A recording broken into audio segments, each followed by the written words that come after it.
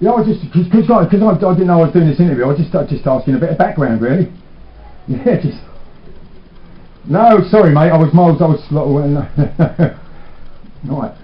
right, excellent. So I was going crosstalk music interview. It said on my paper.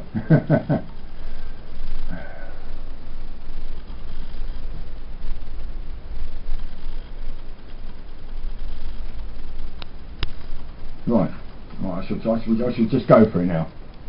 Right. Hello and welcome to this month's Crosstalk interview. Today I'm joined... No, let's start again. Hello and welcome to this month's Crosstalk interview. Today I am joined by Yvonne Stewart-Williams, activist, campaigner and Christian.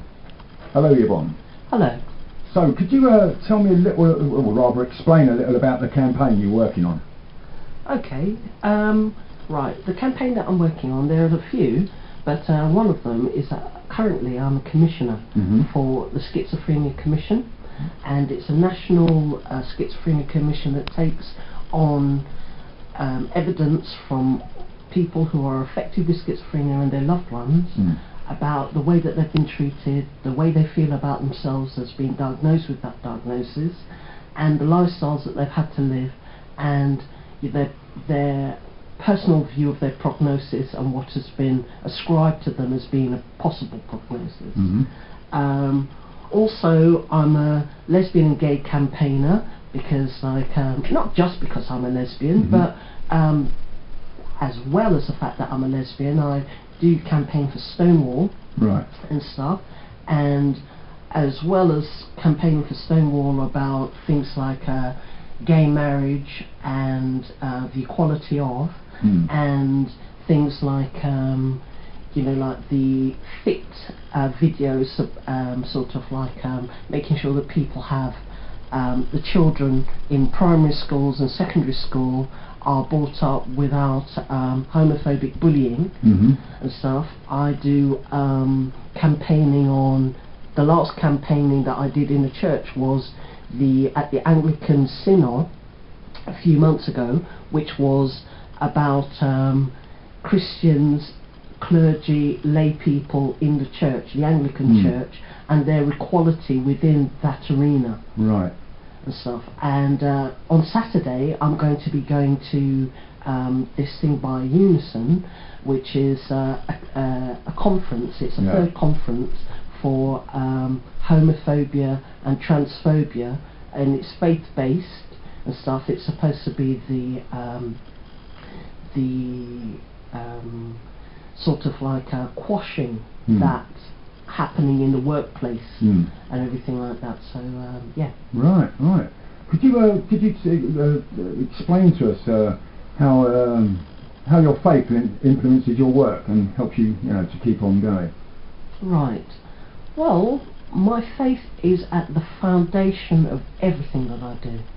Like I'm a Christian, I believe in it wholeheartedly. Now, I might have, like one may say that she's a lesbian, how can she be a Christian at the same time? That's kind of what I would have asked, yeah. Well, but my sort of like view is that, like for me, Christ exemplifies being like, for me, Christ may have been a gay man, and that's the way I see it, and so I love him all the more because of it, because like he's non-judgmental, lack of like discrimination and everything like that, and his approach throughout his life, or what has been perceived, what we read as being his life, it shows that he has been sympathetic, empathetic, compassionate and fair of judgment to people such as prostitutes, lepers, and all sorts of discriminated against people. And he has taken the ultimate, made the ultimate sacrifices in losing his life for the things that he believes in, such as like gay men or lesbians and other people. And I think that back in the day, him being 33 years old, not having any children, not having a partner, being surrounded by men, you know, like for me, the modern day equivalent is almost like a gay man. It sounds pretty gay to me, yeah. So like I sort of like have that belief in my heart of hearts, and because of that, and because Jesus is the foundation of Christianity, he's the crux of why we have Christianity, right? I believe in it all the more. What do you say to those who disagree with that? I mean, in the church, what's your view on them? Well, to be honest, everybody can have their beliefs. Yeah. You know, like at the end of the day, for me, you know, like I don't necessarily, which could be quite controversial, but I don't necessarily understand the concept of God. There's a God of my understanding, that I do understand.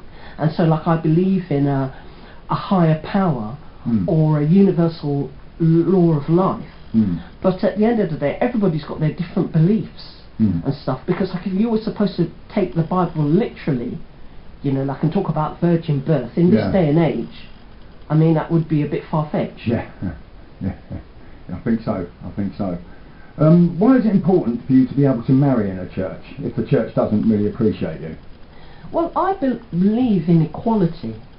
I believe that equal rights is my human rights, and as Hillary Clinton recently did a speech at the United Nations for the Rights Day, she actually said the same thing. And the thing is, you know, like at the end of the day, whether it's a man or a woman, whether it's a woman and a woman, whether it's a man and a man, you know, like at the end of the day, two adults who love each other, who want to make their commitment work, who want to express it to the world and to God and to have it sanctified in that way, should be allowed to. Exactly, yeah.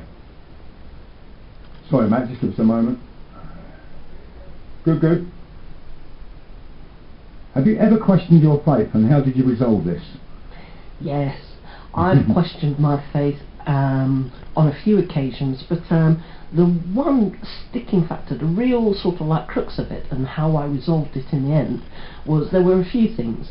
One, when I was at my lowest, and then Bishop Reverend Gene Robinson became the first gay bishop of the Anglican Church. Right. That absolutely cemented, you know, like my faith, and I believed that, you know, like that was a calling, that was a testimony. And when I actually met him, and I met him twice, and that was, you know, like a further sort of like a confirmation that I should continue on the path of being a Christian, not just an agnostic or an atheist or something like that, though, you know, like, but being you know, like if you like, a sort of like an atheist Christian, and stuff. And the other way in which I sort of like cemented my faith was when I read The Who's Who of Lesbian and Gay History by Witherspoon and Aldridge.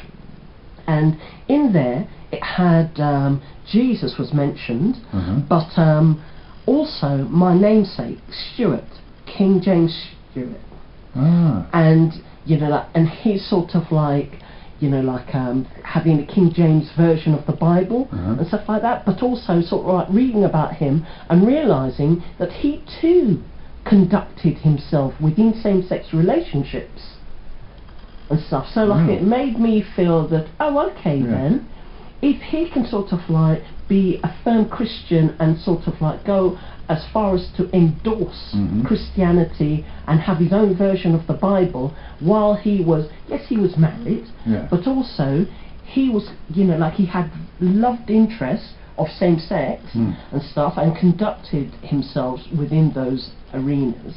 And I felt that if he can do that, then I too can do that. Exactly, yeah. Well, and was that the last time you questioned your faith? Actually, yes, it was. Yeah. And how long ago was that? Well, it was a couple of years ago, to be honest. Right. And finally, I'd like to ask you, what does the word religion personally mean to you? Well, now then. There you go. That's a deep one. It is a deep one. Now, the word religion, to me, personally means, well, there's two words. There's spirituality and there's religion. Now, and I believe, and this is not original, this is what I've heard, and I I absolutely endorse it. Mm. So I believe that spirituality is for those who have been to hell and come back and they want faith, and religion is for those who fear to go to hell and want faith. Right. Yvonne Stewart-Williams, thank you so much for coming in. Thank you.